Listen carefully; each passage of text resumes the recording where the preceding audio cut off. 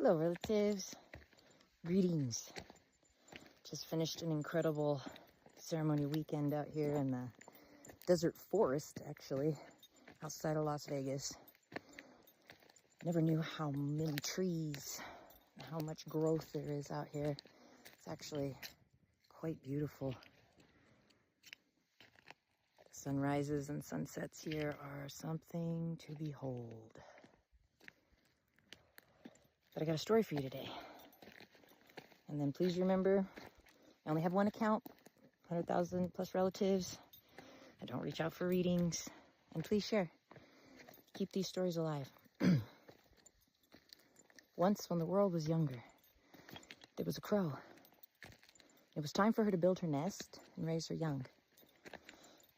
And so she flew and flew and flew until finally she found this beautiful mountaintop. And this great old tree. She said, yes, this is the place. So she built her nest. And as she was building her nest, as the sun started to fall, she noticed a man coming up from down below. And she sees him, gets a little concerned. This is where I want to build my nest. Can't be having men here. So she watched him. And he came and he sat. And he just sat. Said nothing, did nothing, just sat. And after a while got up and went back down the mountain. She thought, curious. Went about her business. The next morning, before the sun rose, she hears a scuffle. What is that? What is that? Oh, it's that man again. He comes and he sits, facing the opposite direction. But he just sits. Curious. Okay, still no trouble. So she continues to build her nest. Morning after morning, evening after evening, the man came and would just sit. Never said nothing, never did nothing, just sat. After a little while, she got a little confused because she knows these men people things. They're so busy and loud and messy and dirty and always doing. So it was very curious to her for this man to come twice a day and just sit and do nothing. But never even seemed to notice she was there. Never sent her a greeting, so she hatched her young. Day after day, she would go out searching for food, raising her babies day after day. The man would come and sit. And then, one day, she had a really, really bad day. 2 times she found a meal, and 2 times she was chased away by greater birds. So this evening, she came back frustrated and angry. And here comes the man. Just sits to do nothing. Oh, this time she couldn't just leave it. So she flew down to him and squawked, Hey, you man. What is it that you think you are doing? How can you sit and do nothing when all the rest of us have to work? And he raised his hand and silenced her. Oh, how dare he? He put a finger to his lips, said nothing, and simply pointed. She looked at where she was pointing, but saw nothing. What, man? What is it that you're looking at? What are you doing? And finally he spoke. He said, Dear friend Crow, I see you and how busy you are. I know you have young, but it seems like you never pause to notice much around you. Look again, little bird. She took a deep breath, still anger in her chest at being silenced. But she looked. She sat. And finally she saw the glory of the sunset. The colors, the oranges, pinks, turquoises, yellows, golds, purples. Oh, she said. Yes, he said.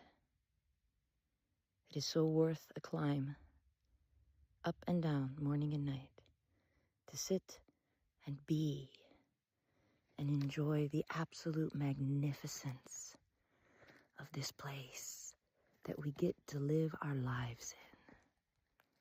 Would you sit and share this with me, my dear friend Crow? And this time, she silenced herself and sat with him and watched the beauty of the setting sun. And from that day forward, even if the children were squawking,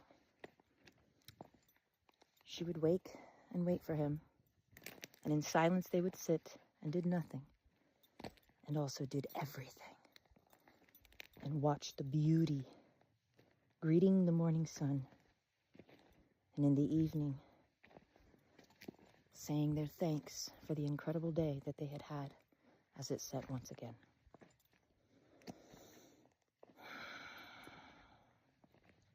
So it is. A couple of years ago, I found myself having a hard time.